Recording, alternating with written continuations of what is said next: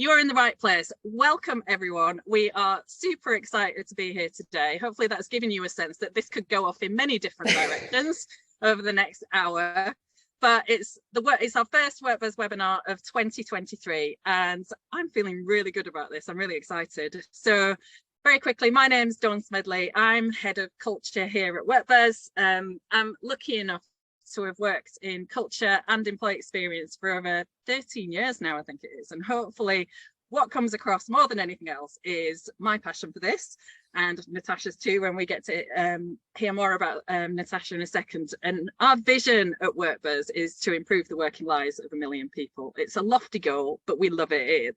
It's the thread that runs through everything we do here at WorkBuzz. And we do this through a powerful combination of our employee listening platform, which enables you to survey across the employee lifecycle, combined with our powerful people science team, who set you up for success by building a strategy, enabling you to ask the right questions at the right time to the right people. It's what we love to do. But today, we're here to talk specifically about leadership. And just to give some context to that, back in November, we hosted WorkBuzz Live in London. It's our annual event, and the whole theme was around talking about the moments that matter from an employee experience perspective. And unfortunately, lovely Natasha here wasn't very well, so she was unable to make it. And for me, one of the most important elements of the employee experience is the role of the leader. And it was the missing jigsaw on the day. I think we really felt you not being there, Natasha. It was the final piece of the jigsaw.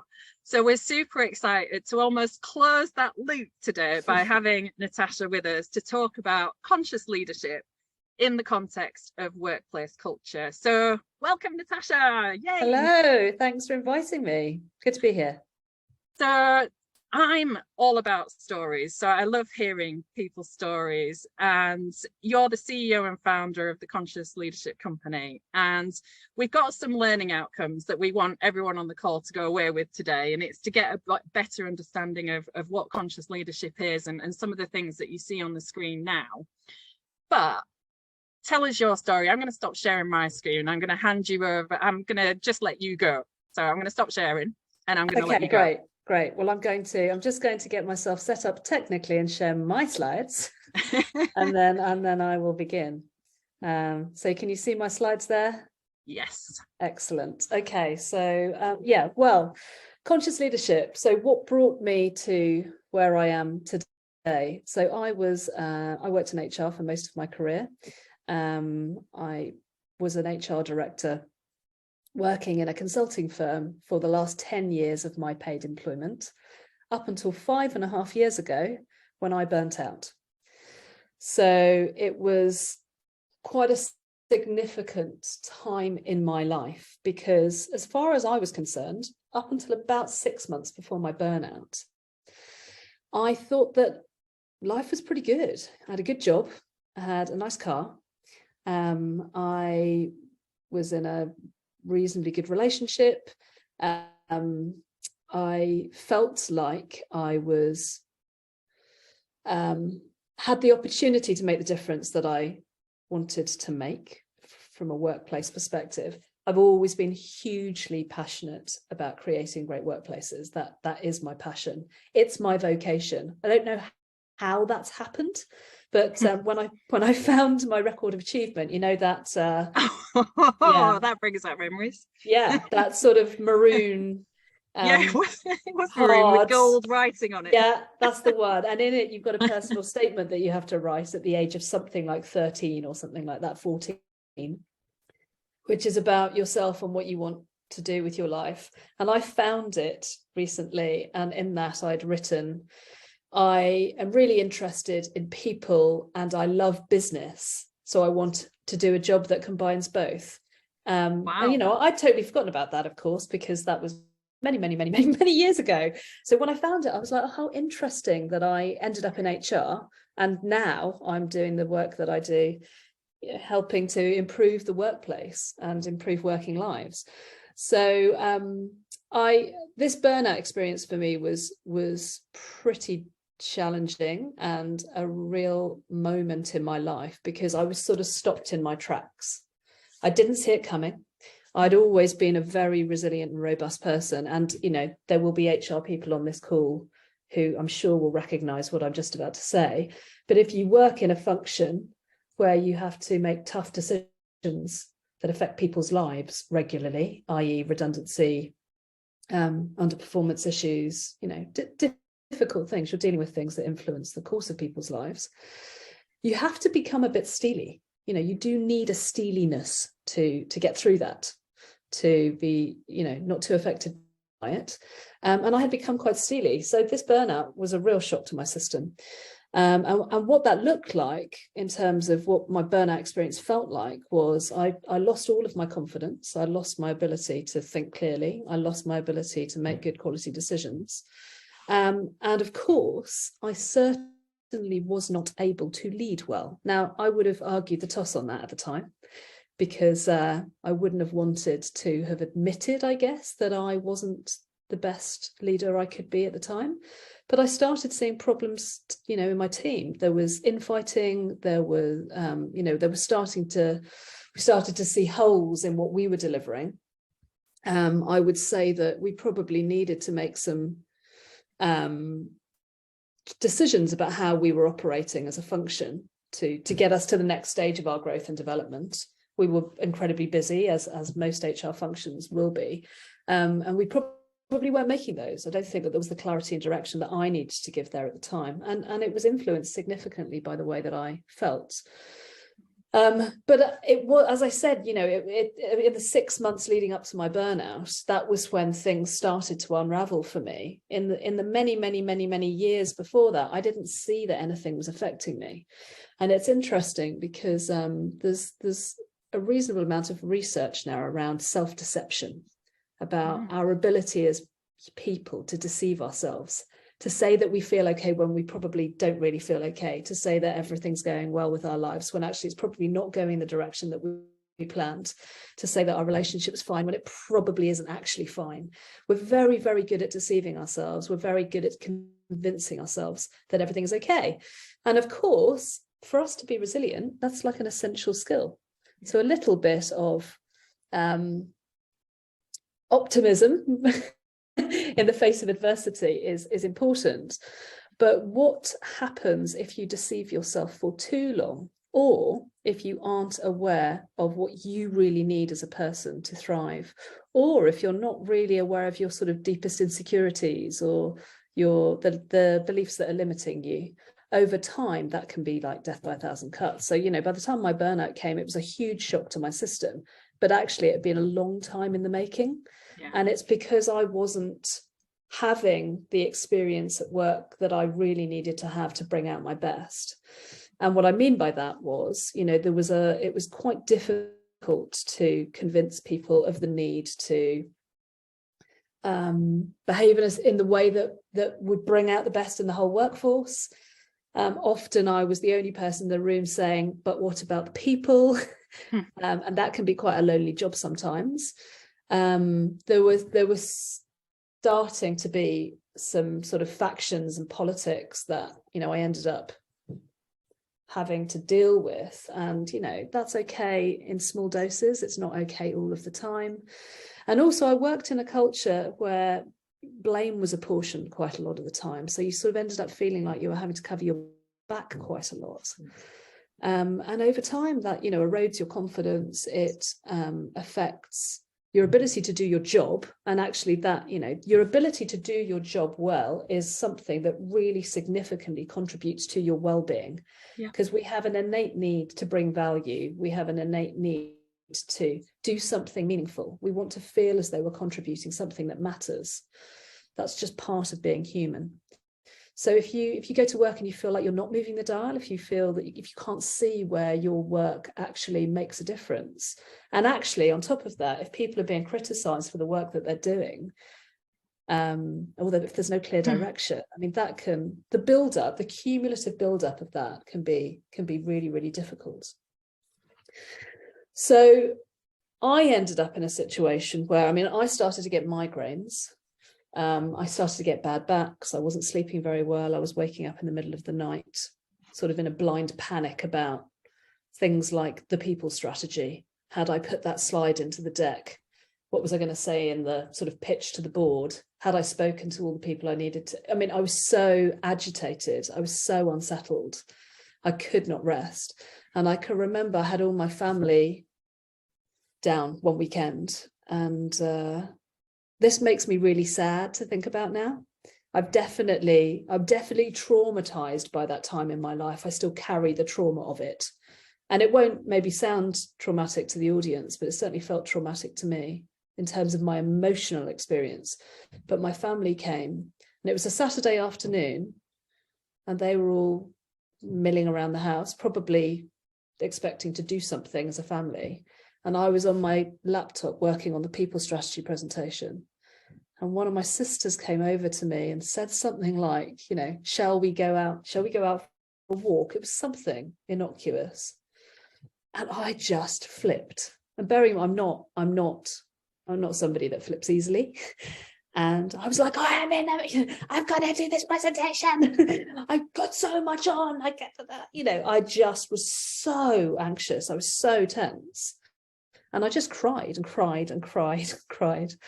If that happens to you, if you have that experience where things just feel as though they are, like you sort of can't see the wood for the trees, and it just feels very, very tense, like you have to do something at that point. You have to take some action because something is not working. Something is not going right. We shouldn't be feeling like that. And of course, you know, the fact that I was feeling like that, you know, you can't feel like that on Saturday and go back to work on Monday and be like, come on, guys, here we go. Right, this is the very clear direction I'm giving you as a leader. Like, you know, where's everybody at? How are you all doing? Of course you don't do that. You go into the office thinking, oh my God, how am I going to get through another day? But you know, constantly worrying and ruminating about the things that are playing on your mind.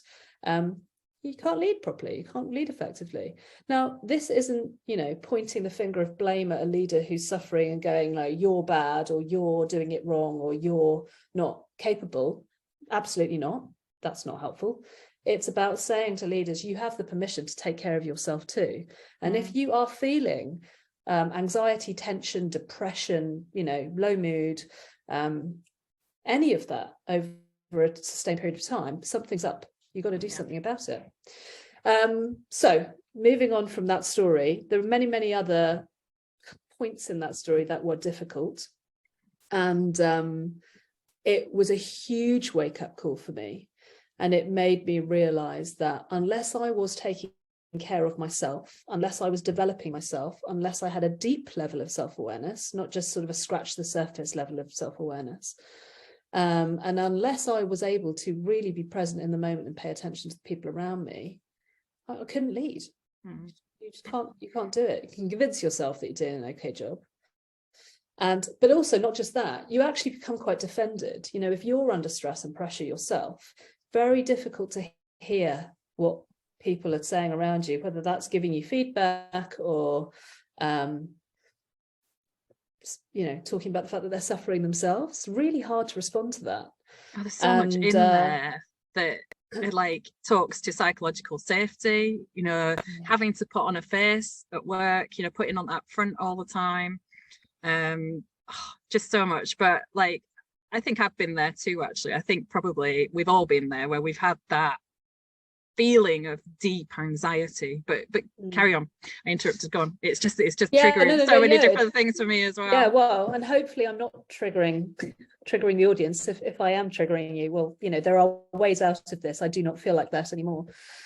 But I think my dawning realization at the time, I left that job and I, you know, took some time to do some deep reflection and realized quite quickly that the thing that had been missing in my life was consciousness. I just wasn't paying attention to the things that mattered the most. I certainly wasn't paying attention to myself. I didn't really know myself that well. You know, bearing in mind, I was in my late 30s at this point. You know, I had quite a few years to learn about myself.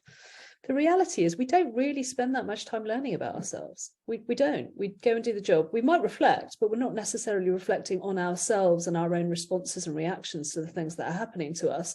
We're reflecting on how can I pitch this to that person? What do I need to do to make sure that those people get together? You're thinking about how to solve the business problems. You're not thinking about how do I help myself to stay at my best more often. You're not doing that. And so actually Josh Burson, who has done huge amounts of research into high performance in organizations, has now been able to demonstrate that there's a link between us as leaders and the culture that we create and the outcomes that we have in organizations. So, you know, there's huge amounts of bottom line impact that we can achieve, positive bottom line impact that we can achieve when we look at our leaders as the catalysts of performance and well-being in organizations. And this is the thing that I think, I mean, I've been working on this now for the last 5.5 years, done lots and lots of research around what actually leads people to thrive in the workplace. And speaking back to your point about psychological safety, you know, being safe in your workplace and actually being able to express yourself, express an opinion, say when things aren't okay, say when things need to change, and be supported when you do that is so important for our mental health. I mean, it's just so critical to our mental health. Yeah. And so leaders do need, one, to be able to support their own needs. So they need to be self-aware enough to take care of themselves. They need to have the permission to take care of themselves.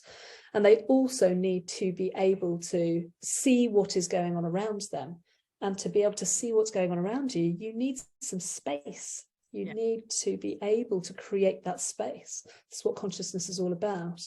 So I definitely hadn't been conscious for many, many years. And I think I'd probably become quite fixed. I'd become probably quite defended in an attempt to sort of forge forward and, you know, make things happen and achieve results and all of those things.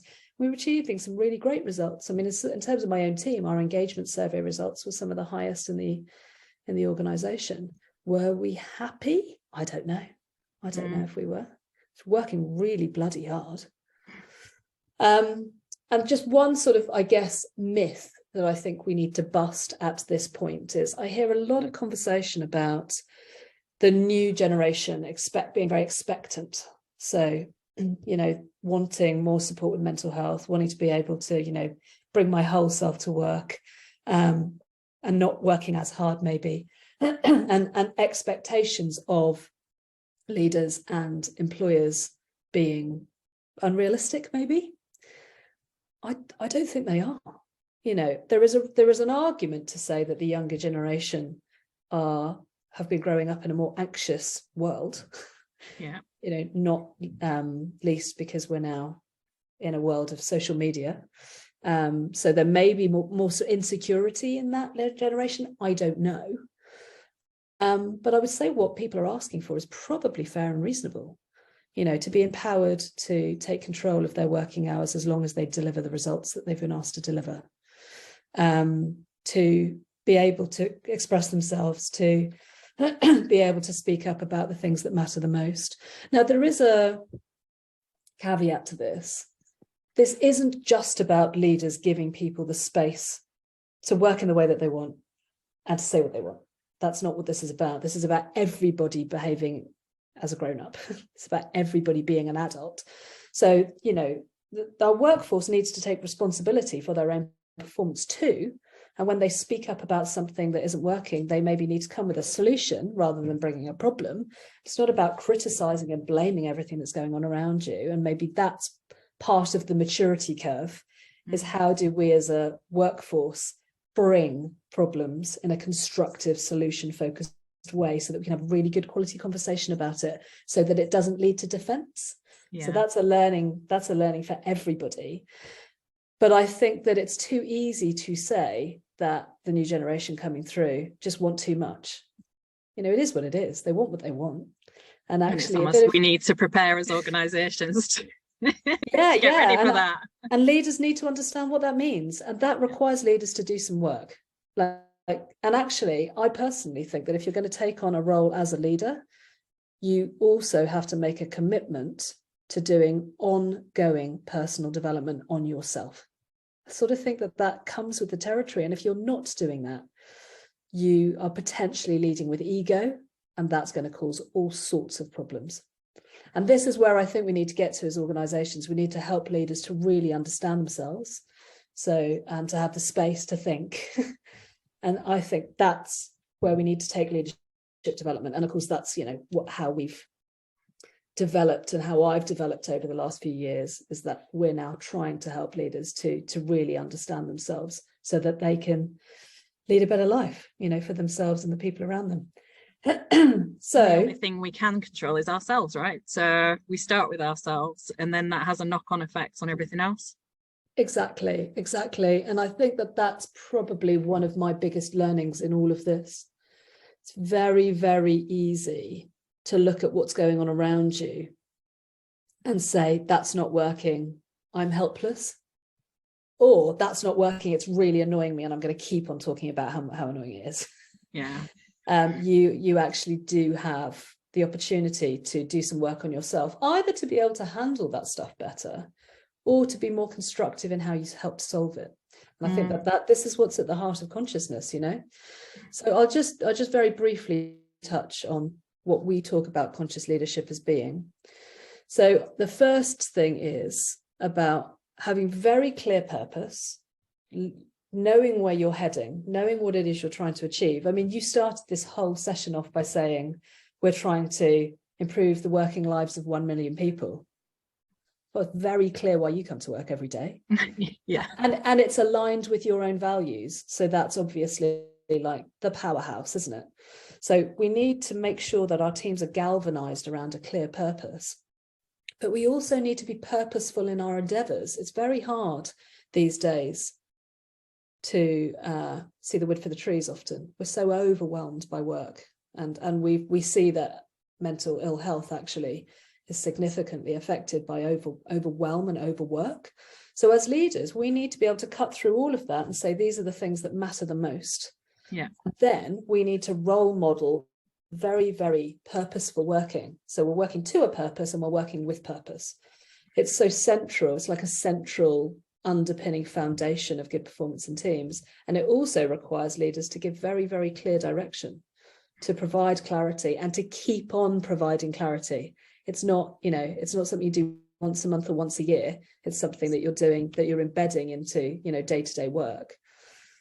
And when it comes to that part of it, where have you seen that done well?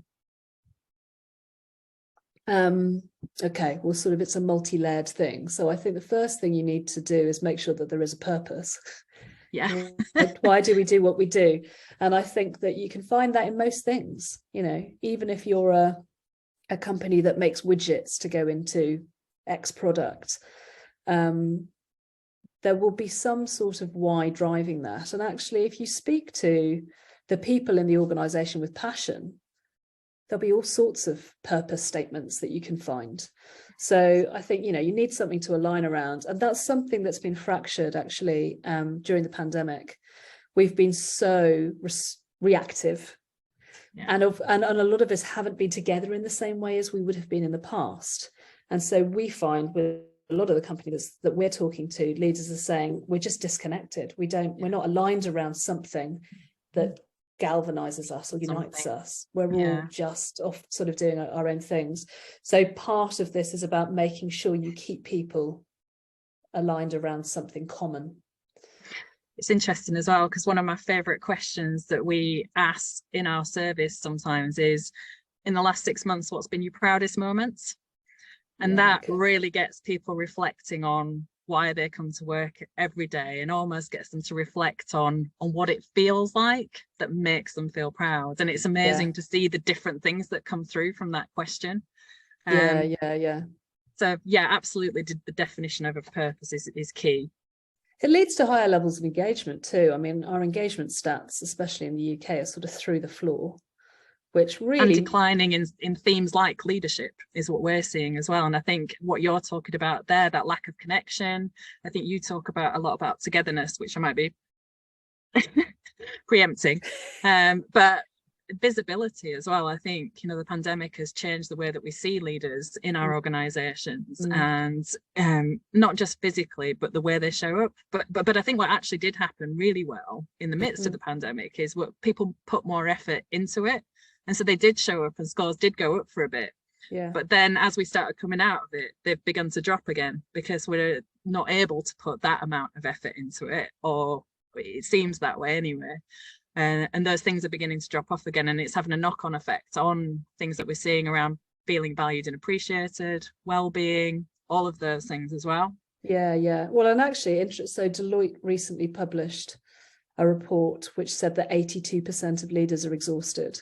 So, you know, if there were some leaders that were sort of putting on an act during the pandemic just to sort of show willing, then, you know, maybe they've reverted to type. Or they're burnt out, you know, and that's the reality. You know, you look at Jacinda Ardern, you know, like really significant global figure who has stood up there and said, I'm done. I haven't got anything left to continue this on. And it's like that public statement of the fact that, you know, knowing consciously, I guess, that was the end for her. Yeah, exactly. And so, you know, if 82% of leaders are exhausted and also 70% of leaders are questioning whether they should stay in their jobs, that's a massive problem. I mean, that's a really significant problem for our organizations, because if our leaders aren't happy and if they're exhausted, I mean, they can only do so much. Yeah. So bolstering them and you know, putting as much effort into helping them to get to where they need to be is so important. So coming to the point, togetherness, building togetherness. So yes, I mean, having trust in teams is central to the success of the team. So, I mean, there was this big research project done. I'm sure there'll be people on the call who've heard about it, called Project Aristotle, where Google looked at their highest performing teams to understand what led to high performance in teams. And it was trust. It was psychological safety. It was the ability to express yourself without taking interpersonal risk. And it's interesting that we talk about inclusion so much, because I sometimes wonder if leaders hear the inclusion efforts that are being made and think that it's some sort of tokenistic, you know, we have to do it because we need to be seen to be inclusive. Whereas actually, in order to drive performance in any team, in order to maintain well-being, which you need for performance, people need to feel like they're trusted and they need to trust. I mean, I don't think anybody would argue with that. I don't think that's tokenistic. I think that is just human nature. So as a leader, you have to be building that trust into your teams. And I mean, this is the rub. You ideally need to trust your fellow leaders. You ideally need to trust the peers that you work with. You ideally need to have that togetherness embedded into the leadership team. And, you know, I've got to admit, a lot of leadership teams don't have that. They operate in silos. They're very disconnected from each other. There can often be competition between leaders. So if you've got that at the leadership level, then what's going to be happening down below? You're creating fractures in your teams. So psychological safety, I mean, I'm not the first person to talk about psychological safety being central to team performance. I mean, it's becoming a very, very normalized term now, but how to achieve it is the thing we need to be helping leaders to do. They need to understand what conversations they need to be having every day and how they should be responding to the people around them to know how to build trust. And I was listening to a podcast by Brené Brown the other week, actually, who I am a big fan of. And she was taking the concept of psychological safety to the next level and saying that, can we actually really, truly create safe spaces in the workplace? And I thought it was quite a fair challenge, actually, because we can never ensure that it's truly safe. And she challenges and says, should we be using the language about creating brave spaces? Actually brave spaces where people can show up and have that trust and have an opinion without judgment and build connection that way. And it's funny, isn't it? Words matter, and even just that slight nuance on psychological safety kind of makes you think, actually, can we do that? I don't know. I get that. I think that we did a podcast the other day on I don't know what it was on, but we ended up talking about love. I don't know what we were talking about. Anyway, we talked about love. And we talked about the fact that we have to be able to forgive each other to build trust. We have to be able to forgive each other to build connection. And we need to avoid blaming and criticizing. I mean, that's just not helpful. It doesn't build trust, doesn't build performance, doesn't build capability. And then we were saying, well, in order to do that, you do have to be able to almost unconditionally love. Yeah. That's funny because I'm reading a book at the moment called Love as a Business Strategy, and it's written by a tech company in the US who got it wrong and did a whole heap of learning, put love at the heart of everything, and it's really good actually. So it's really funny that you mentioned that. But my previous job title was an appreciatologist. I worked for a recognition company, so in my heart is the fact that when we go back to what you said earlier, which is when we treat people like adults with respect, with trust, when we appreciate what they're about, what their strengths are, then what does that enable, right? It's the art of the possible, right? But we seem to be so distrusting as human beings around the intentions of others, all of that. So keep going, build togetherness. I'm all over it. Yeah. And actually, when I started doing this work, I had a necklace engraved with share radical love on the back of it as like a little reminder to myself, because I realized that the only way that we can be really inclusive, the only way that we can actually create a sense of belonging for people, build connected teams that are built on trust, get people to express themselves openly, get people to be brave in the workplace, is if, as a leader, you're going to have to share a bit of love. You are going to have to do that. Now, I don't necessarily mean that means overlooking mistakes or underperformance or not having difficult conversations, because sometimes being loving means having a difficult conversation. That's you actually can manage all those things with love, and you'll do it better because you do, because the intent behind it is positive, and it's all about improving, and being honest and fair and coaching them, isn't it? Exactly. And this is where the self-work comes in. I mean, I've had to do a lot of work on myself to be able to show up like that. If you don't love yourself, it's very difficult to love other people. If you're constantly criticizing yourself, it's very difficult to be very open-minded and curious and limit your judgments about other people, because actually, everything that's going on in here is reflected out there. So the people that you know or work with who are always criticizing other people and blaming other people, they've probably got the worst inner critic inside of them who's doing exactly the same thing, and you're just seeing the mirror sort of reflection of it. So I mean, I could go off on a major tangent about inner child, but I'm not going to, because let's stay on track. How we do for time? That's a very good question. We are 25 minutes to go. Okay, so I will speed it up. So staying awake, I mean, this is all dependent on our ability as leaders to really understand ourselves, so be connected to ourselves. And you talk about self-awareness, and it's sort of about understanding self, but it's really about understanding your reactions. It's understanding, when this happens, I react like that. Why do I do that? What's driving that? What stops me from building a relationship with that person? What draws me towards those type of people?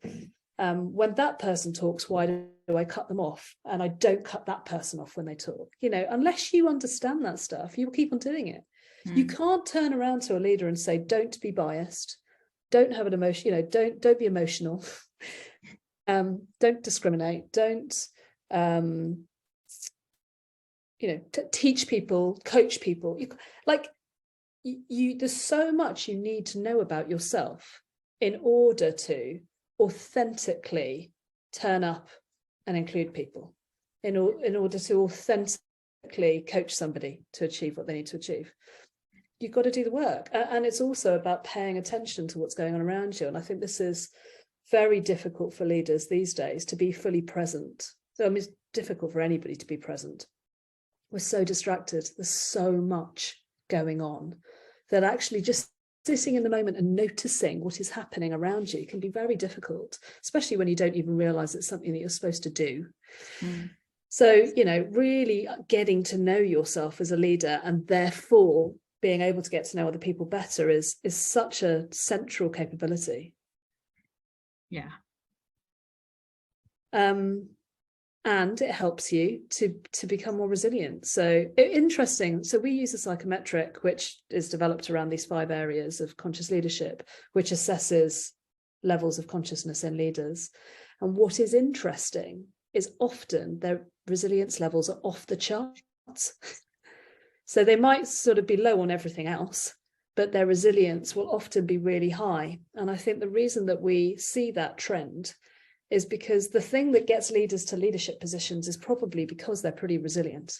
On the whole. They can sort of get through the things that other people can't get through.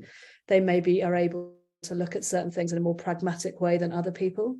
But also that absolute out and out resilience, being able to bounce back in adverse situations, means it can be quite hard to see that other people don't have those same coping strategies as you, or that same ability to sort of get through regardless. And I think that puts this unrealistic expectation on your staff sometimes to keep on going and to do the things that you would do, or to react in the way that you would react, even though actually it might be unrealistic. So sustaining resilience in teams has become critical, because you have to sustain energy. And actually, if you're expecting people to work, you know, weekends all the time or into the evenings, and it's non-stop and there's never a break, etc., you're not going to get the best performance out of them. So does that mean then that if those results come back high, but often the rest of them come back low, that the gap really is around how we enable leaders to be good leaders? There's almost that unknown around what a good leader is and what they should be doing. Is that fair? Yeah, I think that is fair. And also it's quite, you know, when they see the results and they see their resilience off the charts, I mean, that normally gives them a bit of a confidence boost, because they're like, oh, even though, because most of the time, if the rest of their scores are low, they won't be feeling good, because they won't feel, you know, that they can trust people, or they won't feel a sense of belonging, or they won't be present. Need that confidence almost to say, actually, this is how you understand the moments that matter for yourself and for the people around you. Yeah, exactly. But also, I mean, you know, we might do a cut of data where the senior leadership team, you know, are showing really high resilience, and then maybe their next level leadership are showing much lower resilience. And actually, that's where you can get into a conversation. And also engagement results will support that too. So, you know, sometimes organizations will be saying to us, people are burning out and the leaders are all fine. Yeah. And then you've got a disconnect that you need to deal with. And that's where employee listening is so important as well, to give people that voice, isn't it? To almost say, this is what we need from leaders, and leaders, this is what we need from you as an organization. Yeah, and exactly. Having the ability to ask those questions and provide the channel confidentially for people to give that feedback where they might not necessarily feel comfortable doing it otherwise. Absolutely. And this is where a growth mindset comes in, which underpins the final area, which is learning to grow. You have to be open-minded to hear and really listen to what the people around you are saying. You have to be curious, and therefore you have to have some level of humility as a leader. Well, as an anybody, but given that we're talking about this in the context of leadership, you know, you have to be willing to listen to the people around you and think, okay, well, yeah, okay, it's not working. Now, it might not be easy to fix, and often that is the problem. It's not easy to fix, and you might not be able to make everybody happy, but you certainly do need to be able to listen, and you also need to be able to ask good questions. I mean, leaders should be asking plenty of questions to the people around them, not least because it gives them feedback, but it also really makes people feel valued and empowered. And I think, you know, in terms of a moment that matters, every time a leader asks one of their team what they think about something, that's a moment that matters. Every time a leader refers to something that somebody in the team said as part of a change or progress or an improvement that's being made, you know, because John said this, what we're going to do is X, and John has heard that this is happening, that's a moment that matters. The validation, isn't it? Yeah, absolutely. And we were talking in the office this morning about in a world where we're divided, whether that's physically, remotely, whatever you want to call it, hybrid, all of that. How do we do that when we aren't seeing people as much, when there is less connection, where I speak to so many organizations that are struggling to get people back in the office? How do you create in the real world that sense of togetherness, that all of the things that we're talking about here, and enable leaders to be able to see and act on the moments that matter when we're not with people as much? Yeah, okay. Well, you have to intentionally create moments for connection. So I mean, one, I would say you will need to come together sometimes. You know, if you're fully remote, you'll need to come together sometimes. If you're hybrid, you are coming together sometimes. I think that human connection, you know, we've seen so much, part of the reason that burnout levels are increasing is because we haven't had that connection, that visceral connection to people. However, you know, we're people, we don't know what's good for us. You know, we all say, well, I want to work at home all the time and that's much easier and then it gives me loads of flexibility. Yes, that is great. But I think we never could have anticipated the downside of not being with people. Now, there will be people in your workforce who are like, I don't like people, I don't want to be near people, I'm more than happy never seeing anybody, thank you very much.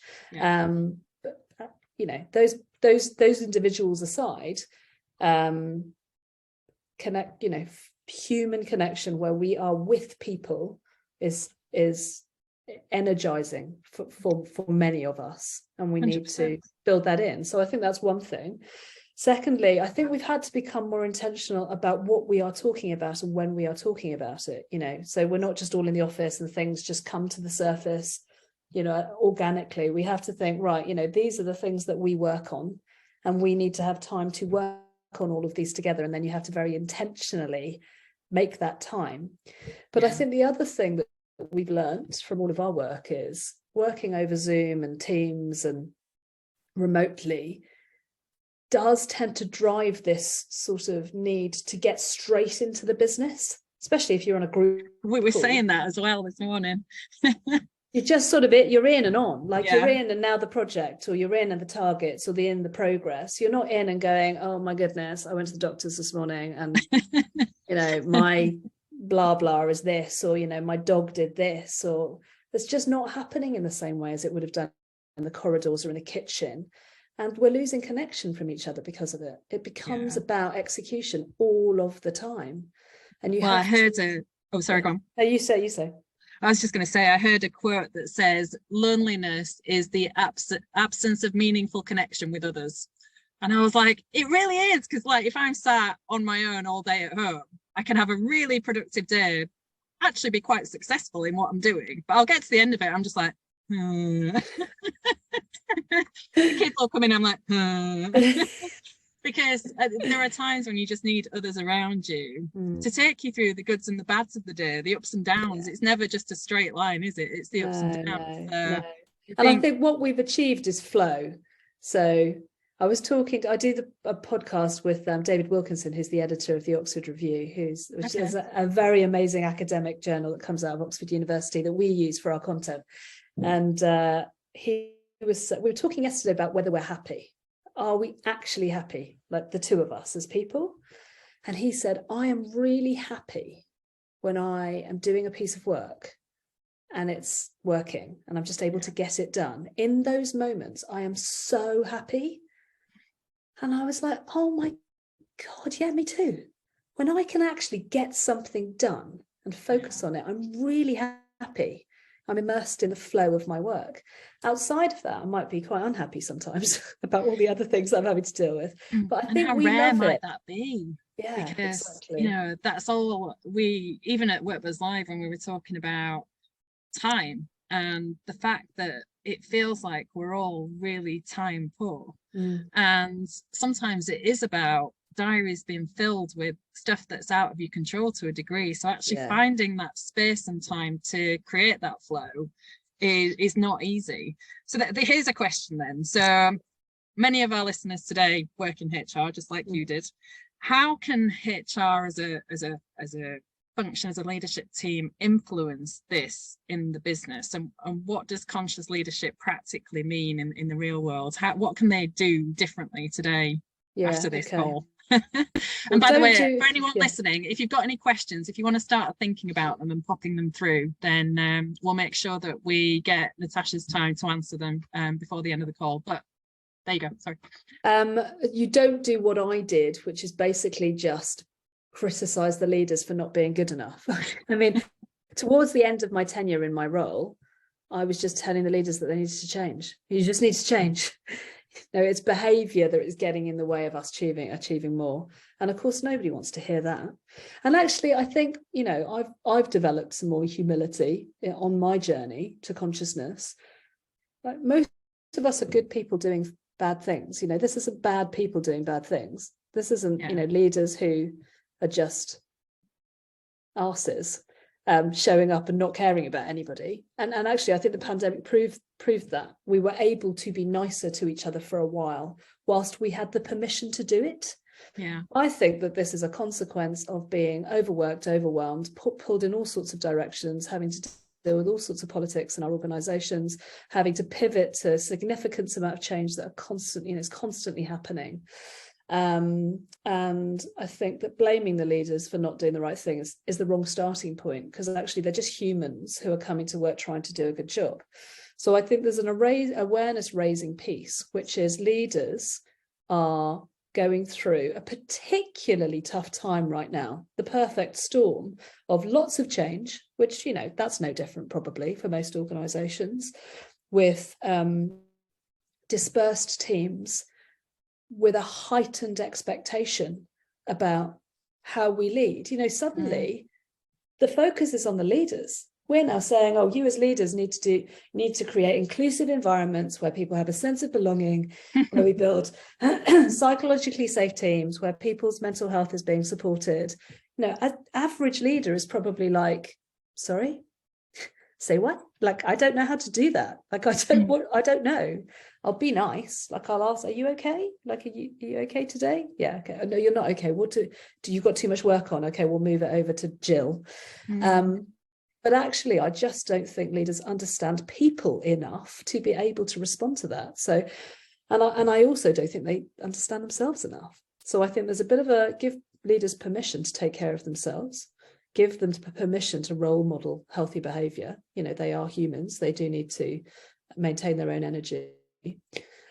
Recognize the fact that this is a learning curve for all of us, and that there are some changes in the workplace. There is a changing expectation of how we lead, and so we've got to figure that out.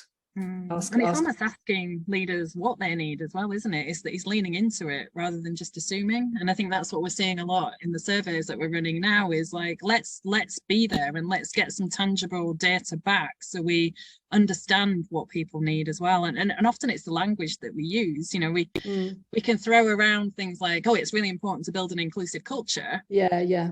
What does that mean? Yeah. What does that look like in the context of our own organization? And what do we need to be doing to bring that to life, to make that a living and breathing thing across the organization? Yeah. So I think just asking those questions is so important. We've got some questions coming through. Yeah. So we've got one from how do you become happy in your role? That's a deep one. Oh my goodness. We need to speak to Matt Phelan at the Happiness Index. How do you become happy in your role? Okay, well, I mean, I'm a coach, so you could do with having a good quality conversation with somebody about what makes you happy. I think often it can be difficult for us to resolve these issues in our own mind because we're on pattern repeat. You know, most of us are on pattern repeat. We do what we do because we've always done it. We think what we think because we've always thought it. And, you know, we don't realize the significance of the influence of our past, whether that be childhood, our own work experiences, relationships, on how we think and what we do. Like, we don't know ourselves. So there's something there about, you know, sitting down and really critically assessing what makes you happy. Yeah. What makes you happy? Speak to somebody about it, sit down and do it yourself, journal about it, go for a walk, think about it. When you're really happy, think of those moments when you're very, very happy, or moments in your past maybe where you've been happy. What was going on? What was contributing to that? You sort of need to decode it. And then I think once you start... Yeah, go on. No, you go. Yeah. I was just going to say a really good reflection question on that, because I've been dabbling with journaling a little bit since the start of this year, is what brings you joy? Yeah. And it's a really good, insightful question that stops you in your tracks where you go, oh, actually, what does bring me joy? Yeah. And it's kind of that moment where you think, and think of that in the context of the workplace, you know, when do you smile? Yeah. And, absolutely. you know, and start with that as well. Yeah, I mean, now there will be people out there who have a limiting belief about whether they can be happy. They won't necessarily be consciously aware of this. So if the rhetoric in your house when you were growing up was something along the lines of, you know, we'll only ever have so much, or, you know, happiness is for people, you know, people who go to retreats. If you've got some sort of limiting belief inside of you, which is telling you that you will never be truly happy, you'll never be happy until you realize that you've got that limiting belief. So, you know, there's layers to this. Okay, Kirsty asks, do you think it would be beneficial for employers to offer leaders personal coaching as part of their role? Yes. Also, interestingly, there's a very, very good piece of research that's been done around what's the most effective CPD. And coaching and workshops is the 4th most effective way of developing people, which that was interesting to learn that as a coach. There's other things that you can do that help. So one of them is learning from your peers. So having the opportunity to talk about and solve problems together. So that's something that you can curate or organize in your organizations. Sometimes you need to break down barriers around psychological safety first. Academic detailing is another one, and that basically means providing like the evidence-based information, the science behind what actually works. Often, especially leaders, they sort of want to know why. Like our model, for instance, it's scientifically validated, and often when I'm talking to people about the model, they want to know that there's some science behind it. Like I wasn't just sitting in my bedroom writing a book about conscious leadership, you know, off you know, out of my own mind. You know, there's actually some science behind it. So you're regularly giving people access to information that would over time change their mind. But the thing that makes the biggest difference is giving people a nudge, nudging somebody at the point at which they need to make the decision. So when I have the need, like I need it now, it's having access. It's been reminded that I need to do something about it and having access to the information that I need to do it at the time. That's why lots of leadership development doesn't work, because it's sort of a sheep dip in, learn loads of stuff, go and apply it. Oh no, it's not relevant right now. So I think that in leadership development efforts, you need to think about all of those things. You need to think about the fact that people need good quality information that they can learn about these topics and really understand them and believe in them. They need to be nudged to remind them that this is what they're supposed to be doing. This is an ongoing, continuous thing.